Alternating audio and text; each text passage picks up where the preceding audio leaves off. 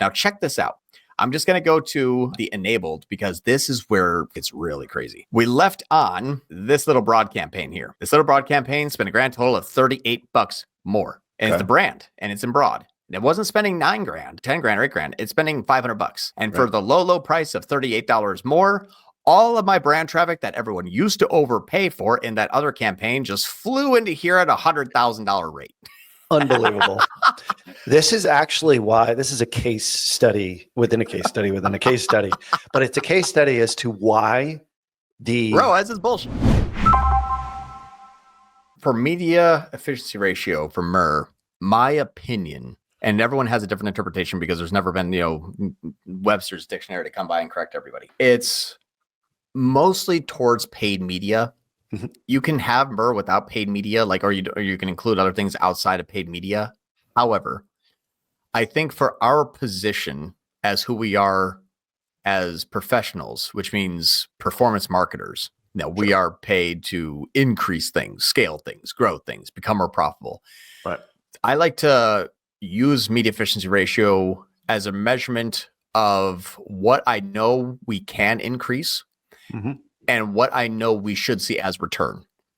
So if you have an email campaign that's hitting the same 1,000 people every month since 1986 and it can't ever grow and no one can ever be added, I wouldn't count that as in your MER calculations because it's not affected by anything that you're doing marketing wise. Okay. It's revenue. Sure. But it's not going to be affected. Okay. So where I look at revenue or MER is where are the areas we're currently spending on? And you can even take into consideration what it costs you to hire the employee to go and chat GPT a bunch of blogs every month. That could be increased. That cost could increase. Right. And that is media. And what is the ratio of that return? Because if you pay them twice as much to produce twice as many blogs, but they're not getting twice as many, twice as much out of it from the cost. If you spend $6 grand more a month, you should see 12 grand more per month. That if you're trying to achieve a 2x MER, and if not, that's not being achieved. It's a very simplistic way of saying, was that more effective? Whatever that is, when I increased it, or was that even important after I decreased it? Right. So, and that's kind of what we're looking at with media efficiency ratio is in this area for this case study. We took a client who was spending majority of their money on brand instead of Google, and the same client that was seeing the majority of return in Google on brand. And we paused that campaign that had thousands of dollars. And we left the one on that was spending $300 and some crazy happens because we actually took that ad spend and we reallocated it to Meta because this is a large brand. They have multiple physical locations that you can shop at. They have an online store. They have a good following. They've been in business 10 years or more, or try 15, 20 years. It's a great company. But they have brand loyalty. Yeah. Don't pay for it. Right. Stop paying for it. Don't pay for it. If you're a Nike buyer and you're like, oh man, I only see one search listing instead of two when I want to buy my new Nike shoe that I've been waiting for 6 months to come out, you're going to buy it. You probably buy it on Amazon. Who gives a shit? But you're going to buy that product.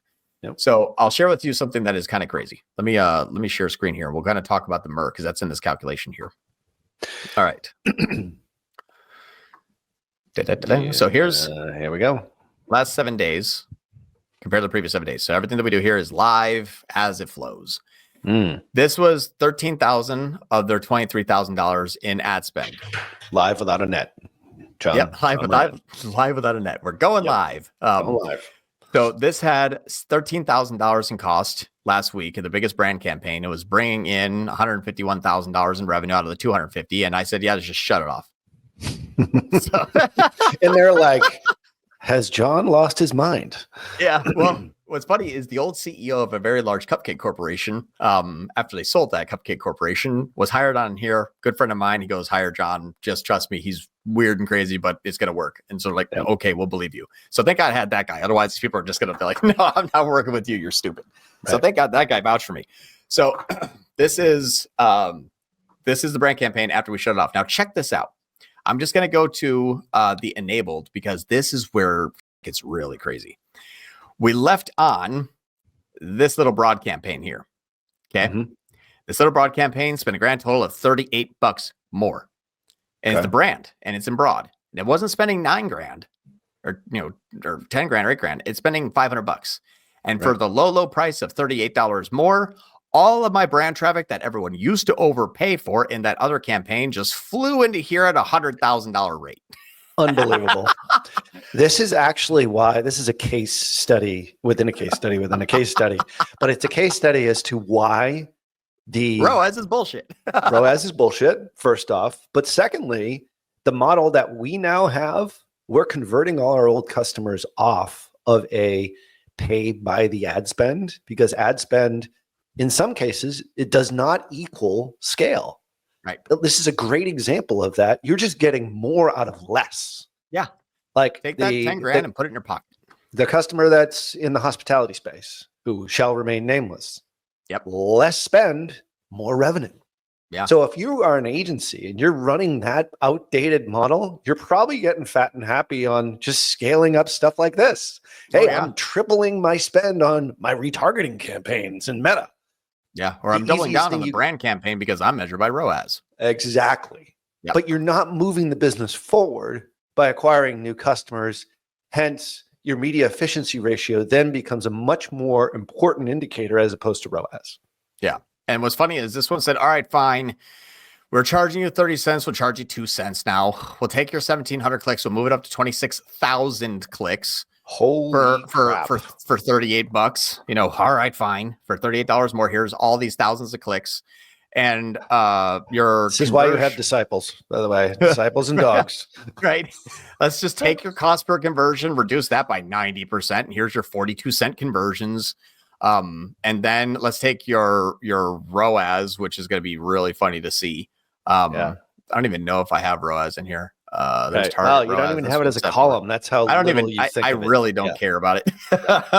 But the conversion value by cost, there you go. It's like this thing is so like fluffy that the brand campaign, it's like here's a 20,000 ROAS. There you go. Because if you don't do this in decimal points, if you do it in percentiles, that was a 1,600 and now it's a 20,000.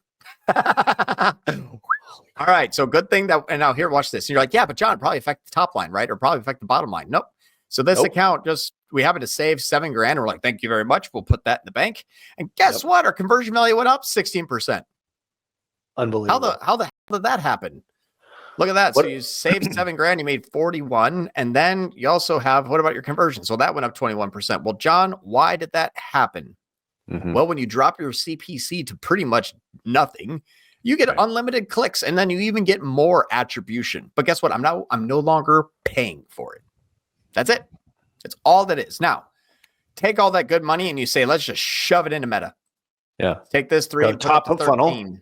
Top of funnel. Exclusions, obviously, as much as possible. Doing catalog sales, DPA sales, like all this other stuff here. Evergreen campaigns, we're just going to spike it up. So take that money. Their business model online, but as well as offline. So you're only measuring the online sales here. And we're really only marketing for online. If it naturally flows into the stores, great. So that's actually a phase 2 that we already have planned on. You know it is. Oh yeah. Especially with these campaigns, top of funnel. And especially one of their actual good executions is pick up in store, which means that person walks in and even buys more stuff after they try on the dress that they really like. Right. So this is now up. So they're like, okay, add in 100% here, add in 356% here, add in 12019. So we took our money out, which is we took $7 grand out of here and put 27,000 into here. So it's a $20,000 incremental. Yep. Now the in-app results went up in Google and went up in Meta. Okay. So this one, website purchase value is purchase conversion value accurate in this particular case in Meta? It is. It is. No, not purchase conversion, website purchase conversion. So this is not, this is yes over here. So it collapsed that one. This is the actual one. This is the off of the right conversion actions. Got it. Okay. Yep. So this, we gained 255 grand. So now I already did a presentation to the C-suite, like the first week that we started this, because everyone was panicked. And I was like, okay, this is before, this is after 11.1 to 11.4, because everything was paused, as you see in Google. After the 31st, that's where it ends, and it starts on the 1st. That's the day of the change. The first 4 days, Google spend went from 15 grand down to 7. Meta spend went from 10,000 up to 30. So there's a delta of $11,000 there. The in-app Google Rev went from 126 to 158. Meta went from 223 to 450. So now you have a revenue increase of 130. That's a 44% increase in top line costs between the two, and a total in-app increase of 130,000. So all right, cool. So in-app went up total between the two, up 130 grand, and you spent more, which is 11 grand. Okay, good. So yeah, you definitely spent more. The incremental blended ROAS is 11.09. And you see I'm saying incremental blended ROAS, not MER. Right. Incremental blended ROAS. Now, that was a $130,000 increase, but because it's in-app, it's missing a whole bunch of shit. So let's hop into their GA4 on the same date range. Their total revenue went from 677 up to 1.1 million.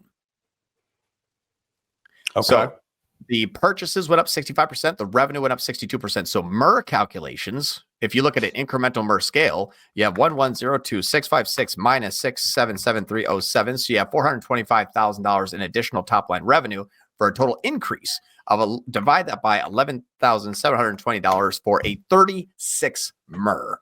Holy shit. Holy shit is right. And this is before Black Friday. Really? Now, are you double checking this with the back end? I assume this is a Shopify store, or Shopify store. Yeah. Right now they're doing, well, no, I'm sorry, not Shopify, BigCommerce. BigCommerce. So we're using GA4 because they're like, we've been using GA4 for years. It's accurate enough. This is kind of we're getting them on a third-party attribution software platform. Guess which one? It would probably be Wicked Reports, is my guess. That's right. So once they're in there, we'll have much more. Will there be a blot-out integration as well? There will be, yes. Yes. Because they're using GA4, which is just a dumpster fire. So anything is going to be better. So I threw the whole kit and caboodle. I'm like, we need stronger data. We need a better data stream. We need to have our tagging be fixed where it fires, and we need to have accurate attribution omni-channel. I know a little thing called the Tier 11 data suite, which they might need. So I'm glad you mentioned that. I should probably tell them. Look at We're the only ones that have that too. Yeah, and all the shit I'm doing by freaking hand can be done for you. But unbelievable. Yeah, shameless self plugs there. But anyway. So wait a second. All right. So yes, shameless plug. Yes, hire Tier 11. Of course. That's the bottom line for doing all these. We're not doing it for our health. Well, actually, we are doing it for our health. We just love spending more time together. It buys me LaCroix. Isn't that nice? The point is this: is that it's amazing they're using GA4 because it's close enough. How accurate? How close is GA4 to the back end? You said BigCommerce in this particular case. Yeah. Do you even look at that, or they're like, don't worry about it. We trust GA4 to a certain degree. It's close enough for us. It's like horseshoes. You know, they actually fairly believe that GA4 is like pretty good because it's always been pretty accurate. Okay. It's accurate to totals, but not accurate to attribution. That's the key. Totals. Okay. So total sales. Got tag it. firing That's on the site. Easy. Yep. MER. Yeah. That's what I'm saying. Like when it went from 600,000 to 1.1 million, that is very accurate. How it's represented as to what happened, really inaccurate. But this is actually kind of cool. Check this out. This is something I wasn't really expecting. If we look inside an insane case study. Yeah, I know, right? Like this is one of the craziest things. But it's so it fundamentally, like, it just makes so much sense. Why overpay for people that are already looking for you and know who you are? I know. And what's great too is like it's in here, this paid search, you can even see that the revenue actually went up. And that was after I took the paid search, one of the campaigns, and just paused that was spending the most. It just funneled so well into it that even in-app, tag, and GA4, two separate sources, because GA4 is not pumped into Google Ads, not this particular instance anyway. It can be, but it's not here. But this went up. And now, obviously, organic search went up because guess what? We don't buy their brand name anymore. So direct is like, okay, cool. I'll just go here and save with organic. So all of this traffic just flew into here. Great. Yeah. Like we don't, I almost hit leave studio. That would have been a bad button. Oh, that would have been bad. What does that button do? Yeah, but everything just flew in. Now, never make John the host on any of these. No. Right. No, never. You'll see a black screen for like an hour and then me swearing somewhere in Florida. Where did he go? Anyway, I interrupted your train of thought there. No, it's okay. All it was is basically once we get Wicked reports and once we get a better data stream, we'll be much smarter. This is what's funny is I've used tools like Wicked, and I've done this for such a long time where I'm like, I'm fairly confident. Just take the biggest campaign that has the most amount of money, just pause it. You'll be fine. If you Google search their brand name or any variations of the brand name, because it is a difficult brand name to spell, that's why you use broad, cheaper CPCs, but it still it's like, okay, I know who you're trying to go after. And what's funny is we still have tons of people Googling everything. You know, nothing changed. They're still finding us. We're still number one, and here's what's great, is even with this off, taking their biggest campaign, replacing $7,000 a week with $300 or $500 a week. Okay, you're still number one all here. You still have your Google My Business. You still have your ads, and you still have your listing here. Like, you're fine. No one's gonna be like, damn, where are they? They're freaking everywhere. But now when you look inside of here, if you look inside the brand core and you look inside your auction insights, who are we bidding against? Nobody. Don't worry about it. Don't overpay. If you are looking in your branded campaign and you're the only one there and you're paying more than 2 cents a click like what we are now, stop it.